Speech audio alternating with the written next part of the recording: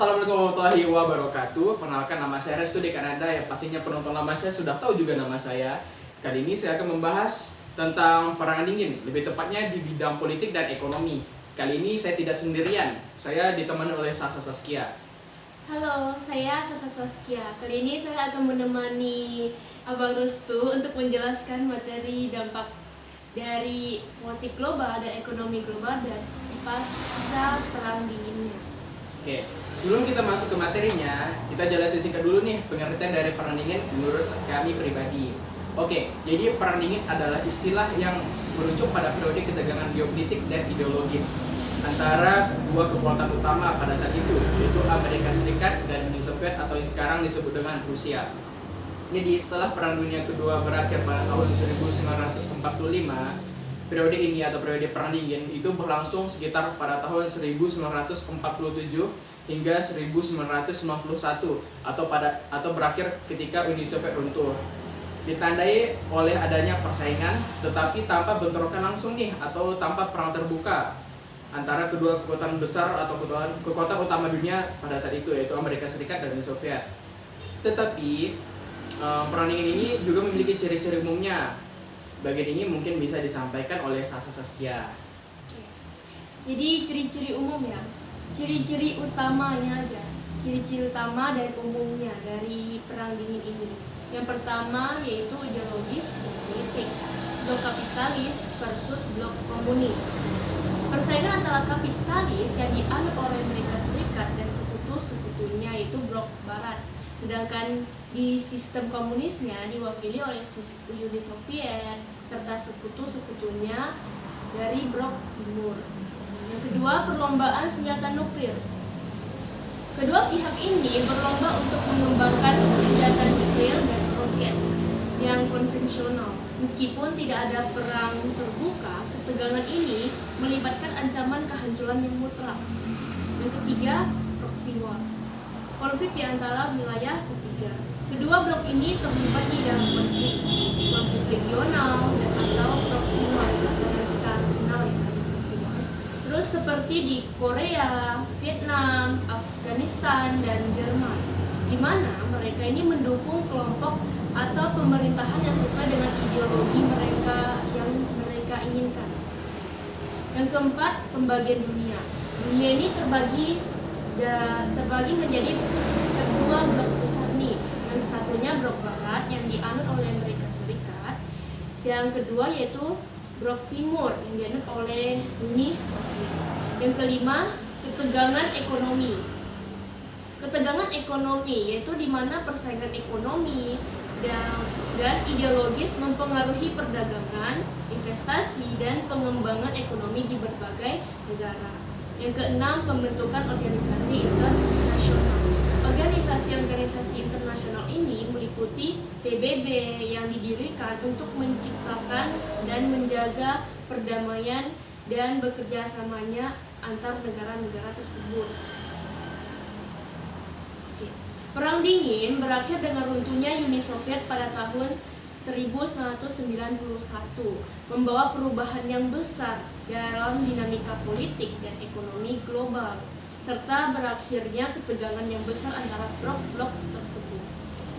Nah, jadi apa sih dampak yang ditimbulkan itu? Kita mulai dari dampak perang dingin di bidang ekonomi global terlebih dahulu. Nah, bagian ini mungkin saya akan menyampaikan dulu.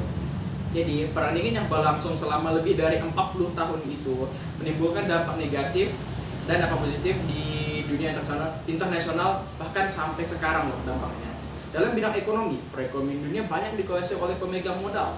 Mereka juga menginvestasikan modal-modal mereka ke negara-negara berkembang yang upah buruhnya itu relatif rendah untuk mendapatkan keuntungan yang besar. Lalu, jadi apa ya, Amerika dan Uni Soviet juga berusaha untuk memberikan bantuan dan pinjaman modal kepada negara-negara yang menjadi sasarannya.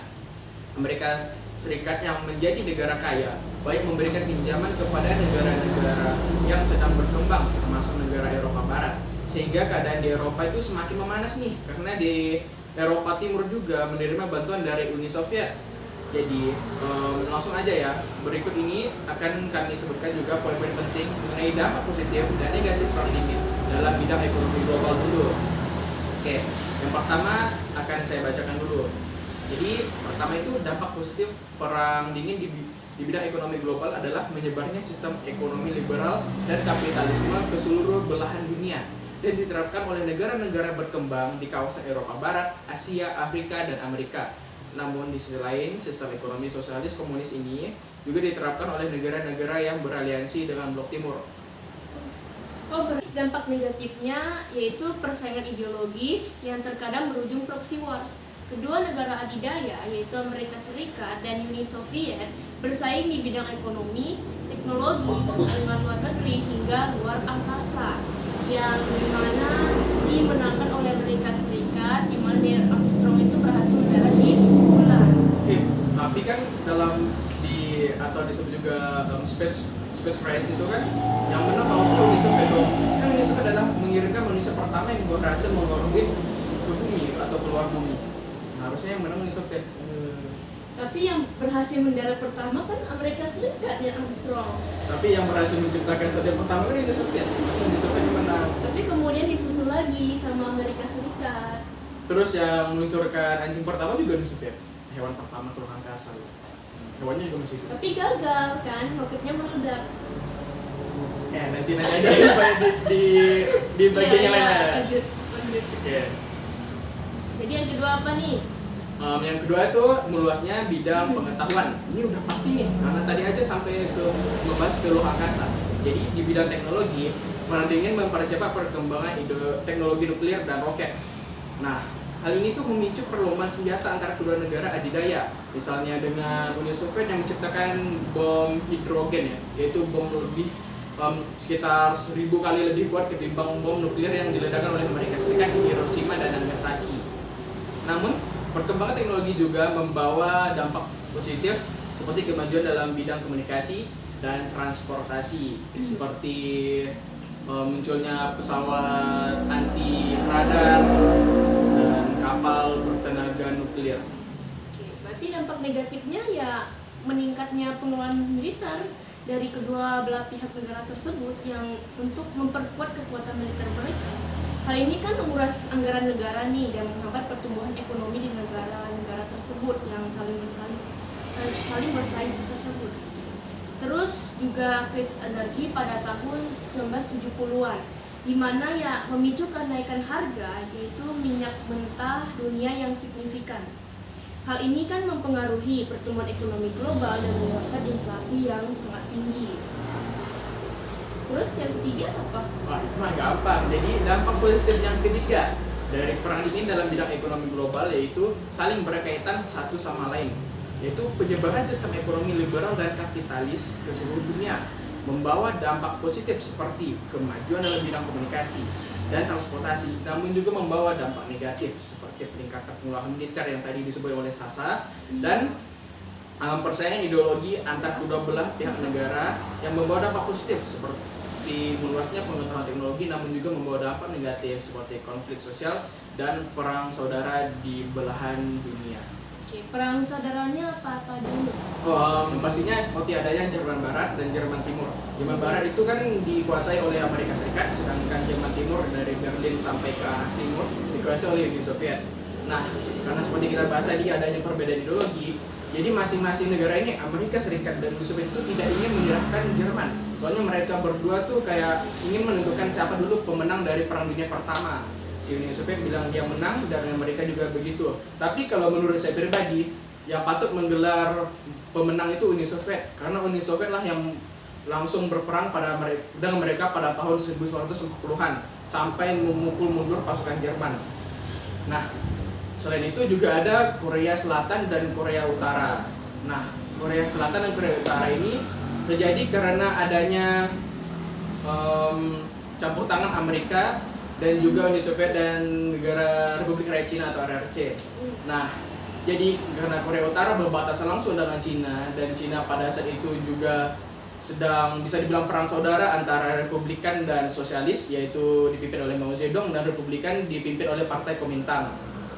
Oke, waktu itu yang menang itu adalah pihaknya sosialis yaitu Mao Zedong. Jadi Mao Zedong otomatis menjadi sekutu terbesar Uni Soviet, dan karena kebetulan juga dia berbatasan langsung dengan Korea Utara, makanya rakyat Korea Utara pada saat itu lebih memiliki prinsip-prinsip atau pemahaman komunis. Sedangkan Korea Selatan itu kan dibebaskan oleh Amerika Serikat dari kedudukan Jepang, otomatis rakyat Korea Selatan lebih ke kapitalis liberalis. Betul, kapitalis liberalis ya. Oke. Jadi itu juga di Asia Tenggara, yaitu Vietnam Selatan dan Vietnam Utara. Nah, jadi Vietnam Selatan itu dipegang oleh Prancis. Prancis merupakan sekutu Amerika Serikat kan. Sedangkan Vietnam Utara dipegang oleh Cina. Jadi yang dimana Cina juga sekutunya Uni Soviet. Nah, pada saat itu Vietnam Utara itu kalah telak. Cuman gara-gara Vietnam Selatan ini terlalu dimanjakan oleh Amerika Serikat dan sekutunya. Jadi pada saat Prancis dan Amerika Serikat menarik mundur pasukannya, pihak utara menang karena pihak utara terbiasa untuk berperang gerilya. Oke. Wah, dijelaskan ya sama Abang Restunya. Oke, jadi untuk empat. Oke, yang keempat. Yang keempat, pastinya perang dingin ini memacu perkembangan teknologi dan inovasi dalam berbagai bidang, termasuk teknologi nuklir, komputer, terus satelit. Dampak positif apa nih bagi perekonomian global? Dampak positif yang dibawa bagi perekonomian global itu adalah perkembangan industri baru atau pengembangan industri baru, sama saja sih sebenarnya. Berarti, Dan membawa efisiensi juga nih di dalam produksi. Oke. Nah tadi Dek Sasa mau ngomong apa? berarti di dampak negatifnya di sisi lainnya itu negara-negara berkembang di kawasan Asia Tenggara jadi sangat bergantung kan sama bantuan dari luar negeri dari barat atau blok timur. Bantuan ini seringkali ya diberikan dengan syarat-syarat politik tertentu, seperti mengurangi kedaulatan ekonomi negara penerima bantuan ya kan. Oh kayak gitu ya. Iya. Oke, cuma segitu saja sih. Itu 4 poin penting dari dampak perang dingin di bidang ekonomi global. Oke, jadi apa sih? Apa gitu dampak positif dan ekonomi di bidang politik global? Berkaitan nggak? Ya, berkaitan. Jadi dalam konteks perang dingin itu, beberapa dampak positif di bidang politik dapat diidentifikasikan, walau nih ya banyak yang dari mereka tuh bersifat relatif dan dapat dipandang sebagai hasil sampingan atau yang tidak diinginkan dari situasi ketegangan tersebut, dari konflik global tersebut. Oh, jadi dampak negatif perang dingin di politik itu mencakup sejumlah bisa dibilang apa ya, konsekuensi yang merugikan stabilitas global dan juga mempengaruhi hubungan diplomatik antar negara. Oh, kayak gitu. Iya, jadi apa nih poin pentingnya? Oke. Yang pertama yaitu persaingan ideologi. Persaingan ideologi yang antara Amerika Serikat dan Uni Soviet. Kedua negara adidaya ini bersaing di bidang ekonomi, teknologi, hubungan luar negeri, bahkan luar angkasa yang tadi kita diskusikan. Iya betul. Ya. Intinya dia saling berkaitan ya, jadi jangan kaget kalau kayak materinya tuh ngulang-ngulang ya guys. Iya. Persaingan ini memicu perkembangan teknologi dan meluasnya pengetahuan teknologi dan komunikasi. Namun, persaingan ini juga membawa dampak negatif nih, seperti konflik sosial dan perang saudara di beberapa negara Asia yang tadi sudah dijelaskan oleh Abang Restu perang saudaranya. Nah, oke. Oke, Ya, yang untuk kedua. yang kedua nih saya yang jelasin. Oke. Oke. Jadi, dampak perang dingin adalah investasi modal ke negara-negara berkembang sehingga perekonomian semakin meningkat. Perang dingin memicu perkembangan kekuatan militer yang lebih maju ya. Tapi itu juga tuh menimbulkan dampak negatif nggak sih? Kayak perang dingin sendiri itu kayak dampak negatifnya apa ya? Peningkatan pengeluaran militer seperti yang dijelaskan Sasa tadi. Nah, oleh kedua belah pihak tentunya untuk memperkuat kekuatan militer mereka. Hal ini itu menguras anggaran negara dan menghambat pertumbuhan ekonomi, walaupun di waktu yang bersamaan juga membuka lowongan pekerjaan baru. Saya hubungan ya. Oke, yang pertama dampak negatifnya, di mana inflasi itu jadi tinggi dalam bidang ekonomi, jadi saling berkaitan nih. Oke, yang ketiga, munculnya blok sekutu dan blok sentral. Dampak positif lainnya adalah munculnya blok sekutu dan blok sentral sebagai akibat dari persaingan ideologi antara Amerika Serikat dan Uni Soviet. Blok sekutu terdiri dari negara-negara yang mendukung Amerika Serikat nih, yang dimana menganut paham kapitalisme, sedangkan yang di blok sentral yaitu mendukung negara-negara di Uni Soviet yang dimana memiliki sistem komunis. Oke. Namun ya dampak negatifnya hancurnya perekonomian dunia. Ya lagi-lagi kalau dampak negatif dan perekonomian tuh udah pasti tuh hancurnya perekonomian dunia. Iya. Ya, kalau ditanya ya itu dampak Pasti. negatif utamanya pasti hancurnya perekonomian dunia. Semua negara pasti kena dampaknya, kecuali negara lu emang negara-negara kuat, which is tidak ada, bahkan mereka sendiri kena dampaknya. Oke, yang keempat tuh terjadinya perubahan politik ya betul. Terjadinya perubahan politik. Dampak positif lainnya adalah terjadinya perubahan politik di beberapa negara Eropa Timur setelah runtuhnya Uni Soviet pada tahun 1991 tadi. Nah, negara-negara tersebut beralih dari sistem sosialis komunis ke sistem demokrasi liberal. Namun perubahan ini juga membawa dampak negatif seperti ketidakstabilan politik dan ekonomi di beberapa negara tersebut. Nah, jadi kenapa sih kok bisa menyebabkan ketidakstabilan politik dan ekonomi? Itu terjadi karena pada saat Uni Soviet runtuh, negara-negara yang dulunya menjadi sekutunya tuh tiba-tiba dengan cepat tanpa perencanaan matang berubah ideologi menjadi kapitalis liberal tadi. Nah, jadi mereka itu langsung masuk ke circle Amerika setelah negara atau ketua circle mereka itu runtuh. Ya, gak seru ya mainnya situ-situan. Ya emang nggak suruh circle apa circle. Mending kayak Indonesia dan Yugoslavia itu netral, ya netral impossible dong. Oke. Terus Jadi kesimpulannya nih. Kesimpulannya Jadi kesimpulannya itu dampak positif dan negatif perundingan dalam bidang ekonomi global saling berkaitan satu sama lain. Persaingan ideologi antara kedua belah pihak membawa dampak positif seperti meluasnya pengetahuan teknologi, namun juga membawa dampak negatif seperti apa ya?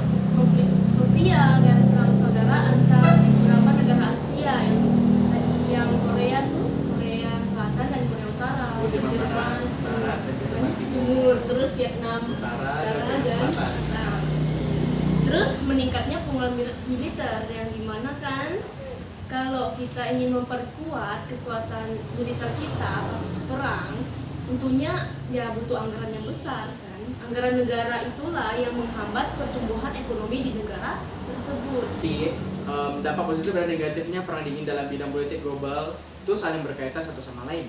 Persaingan ideologi antara kedua belah pihak membawa dampak positif seperti meluasnya pengetahuan teknologi, namun juga membawa dampak negatif tuh. Seperti apa sih kira-kira Sah?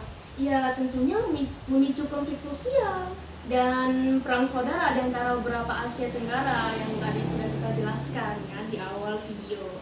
Terus ya meningkatnya pengeluaran militer. Jika kita ingin jika suatu negara ingin memperkuat militer angkatan ya senjata-senjata mereka, tentunya butuh banyak duit kan, butuh banyak anggaran negara. Diboros anggaran negara jadinya. Iya, sehingga ya menghambat pertumbuhan ekonomi di negara tersebut karena terlalu fokus gitu sama peningkatan militer mereka. Namun ini juga membawa dampak positif kan? Iya, seperti perkembangan teknologi udah pasti, soalnya mereka menggempurkan dana mereka ke teknologi militer. Dan pasti teknologi militer itu makin maju, seperti adanya laser, terus bisa dibilang nuklir, terus virus komputer, sama senjata biologi lain. Oke. Jadi munculnya blok sekutu dan blok sentral juga membawa dampak positif seperti munculnya aliansi atau circle antar negara. Namun juga membawa dampak negatifnya tuh seperti apa ya? Hancurnya perekonomian dunia dong. Oh gitu. Oke, sepertinya cuma sampai situ aja pembahasan kita kali ini guys. Mungkin udah setengah jam juga kita merecord dari tadi. Oke, apakah ada mau tambahan kalimat ke para penonton? Jadi cuma segitu saja ya video kita. Jadi intinya tuh dampak di sini kita itu membahas poin pentingnya itu ada 4. Poin penting dampak di bidang ekonomi global dan politik itu sama-sama ada 4. Jadi kami kaitkan satu sama lain antara positif dan negatifnya. Kalau positifnya begini, ya negatifnya ya begini juga. Gitu. Berkaitan dia satu sama lain. Makanya kami menjelaskan ekonomi terlebih dahulu baru politik, karena setelah ekonomi kan pasti berkaitan dengan politik. Nah, jadi juga misalkan kalian kayak kurang paham segala macamnya, kalian tuh mungkin bisa juga membaca buku-buku atau buku online ya di Google atau ebook tuh. Nah, atau kalian pergi ke perpustakaan ya. Ke perpustakaan kalian cari aja materi tentang perang dingin. Itu kadang pelajaran di kelas 12 ya. Oke, sekian saja dari kami. Saya Restudika Ananda pamit undur diri. Ya, saya Sasa Saskia pamit juga untuk undur diri. Untuk adik-adik kelas 12, semangat ya belajarnya. Ya, semangat. Semangat. Oke.